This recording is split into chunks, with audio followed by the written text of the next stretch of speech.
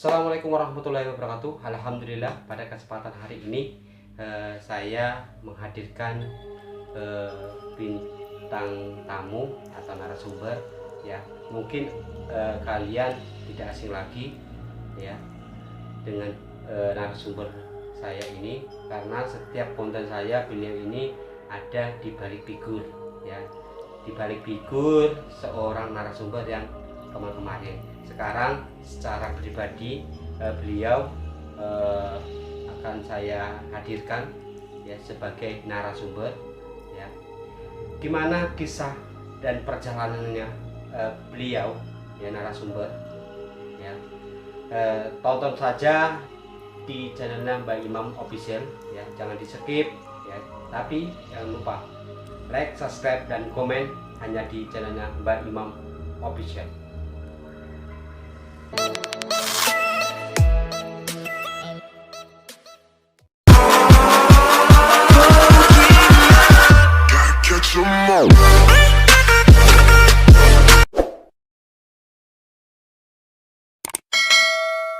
Ya, kali ini sudah bersama kami yaitu Mas Panca Nugroho.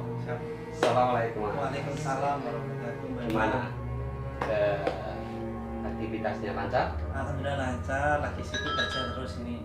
Lagi sibuk kerja? Iya. Untuk apa kerja itu?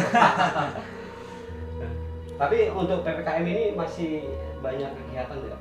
Alhamdulillah normal, cuma sedikit ditambah lagi kegiatannya ini gara-gara PKM. Gara-gara PPKM ini. Iya. Mudah-mudahan sehat selalu ya. Di dilancarkan usahanya semua. Amin.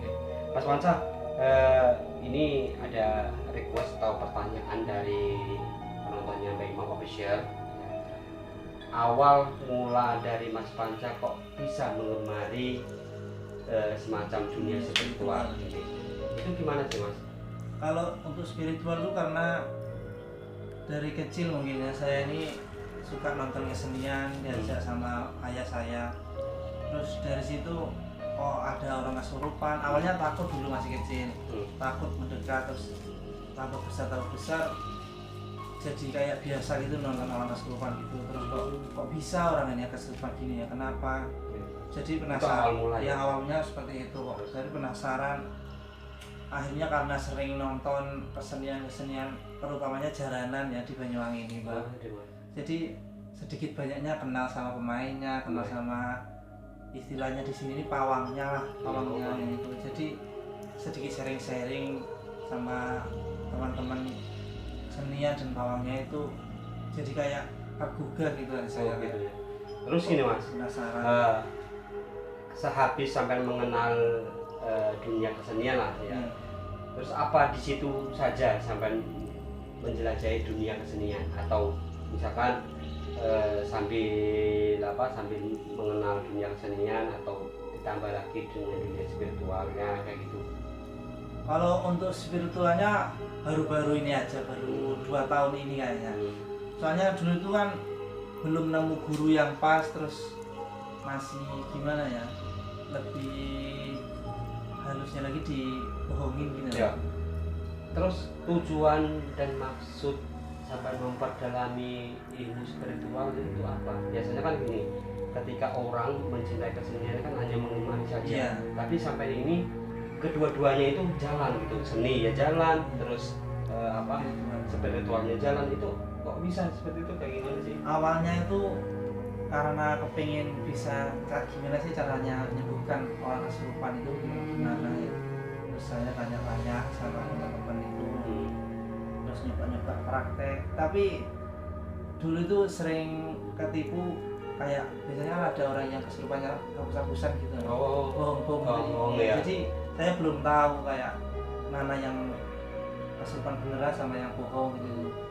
Makanya kayak lebih semangat belajar lagi gitu. Terus apa sampai itu tidak merasa kok dibohongi semacam itu? Awalnya saya nggak tahu karena kan belum ketemu teman yang kayak Mbak Imam gini. Mbak Imam? Iya. aku nggak bisa apa-apa guys. Ya, terus gini, apa aja Mas yang sampai kuasai saat ini?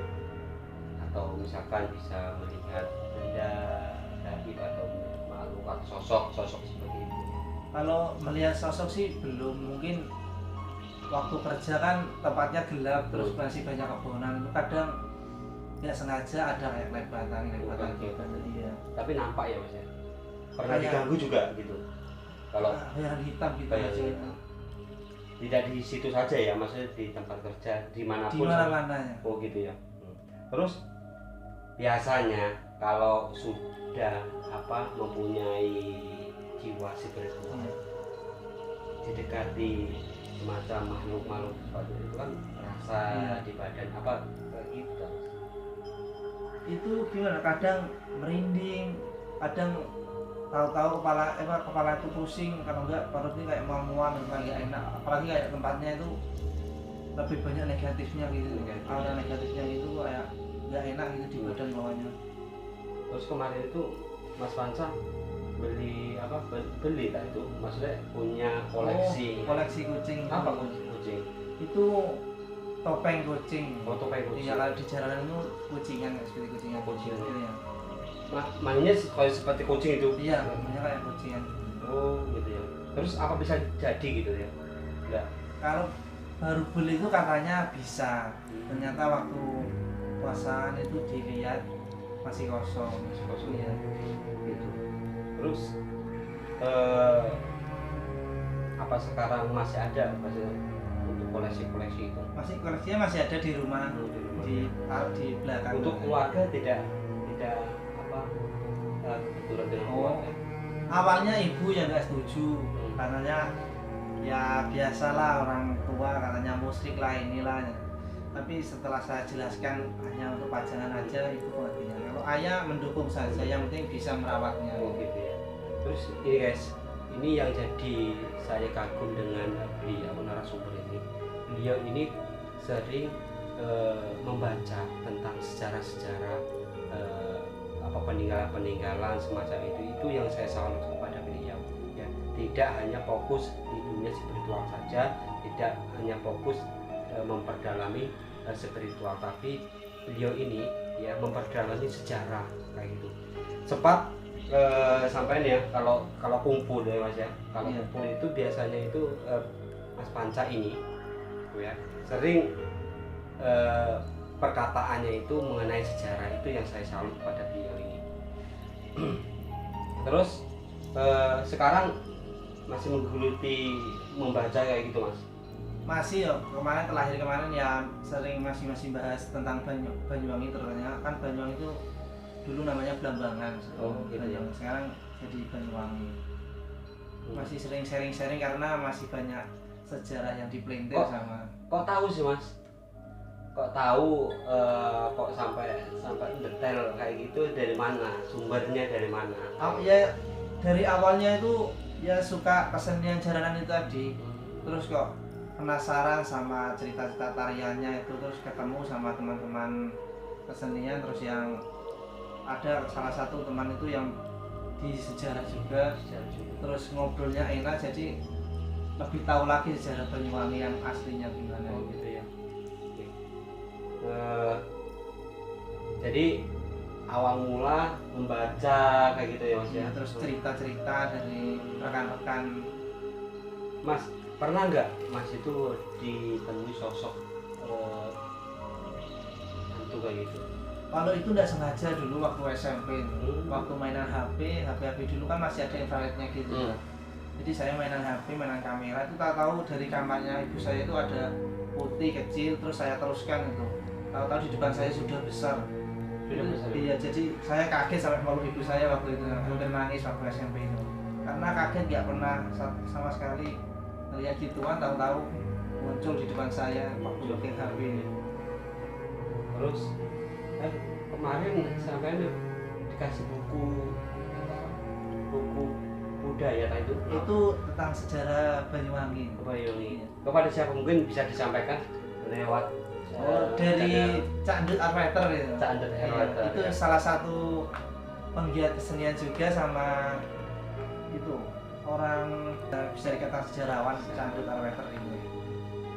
Terus ya ini enaknya sama Mas Panca seperti ini ya. beliau ini apa adanya cerita, ya tidak dibuat-buat, ya apa yang keluar dari hatinya dan pikirannya, itulah hebatnya Mas Panca ini ya. Ini teman-teman, ada cerita lucu. Dulu itu saya itu tidak kenal sama Mbak Imam ini, tidak kenal. Jadi suatu ketika saya itu apel lah. Jadi sampai cerita lucu itu saya itu sampai bertengkar itu sama mantan saya dulu. Jadi saya waktu itu jarannya Mbak Imam ini lagi main, saya diajak teman. Saya pas nonton kok ngelihat Mbak Imam kok aksinya kok keren waktu di jaranan itu. Jadi saya kayak mau nyapa itu takut karena memang belum kenal sama sekali sama Mbak Imam ini, belum pernah ketemu juga. Sampai Mbak Imam main kemana pun sampai saya datang karena aksinya sangat keren Mbak Imam ini. Jadi alhamdulillahnya ada teman, masih saudara, yaitu dipertemukan sama Mbak Imam ini. Jadi untuk masalah spiritual saya belajarnya sekarang sama Mbak Imam ini. Gimana ya? Kayak lebih gamblang lagi spiritual saya sama Mbak Imam ini. Iya. Makasih. Ya, itulah kesaksian dari narasumber teman ya mengenai tentang sosok Mas Panca sebagai figur ya, penggemar seni juga penggemar dunia spiritual walaupun dimanapun ya.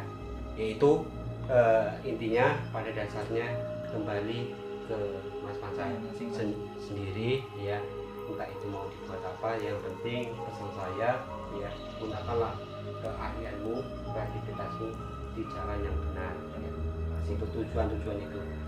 Perkara ada komen yang tidak sedap atau ucapan yang tidak sedap, jadikan itu suatu guru lah ya, untuk membangun mental kita, untuk membangun supaya kita ke atas lah kayak gitu.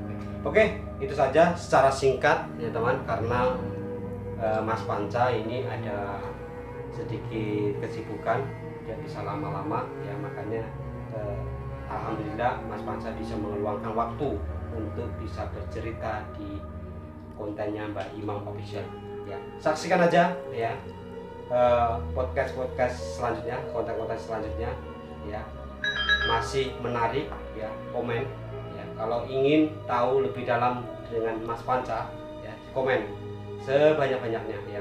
Dari saya ya, saya Mbak Imam Official, saya Panca Nugroho. saksikan di channelnya Mbak Imam Official. Assalamualaikum warahmatullahi wabarakatuh.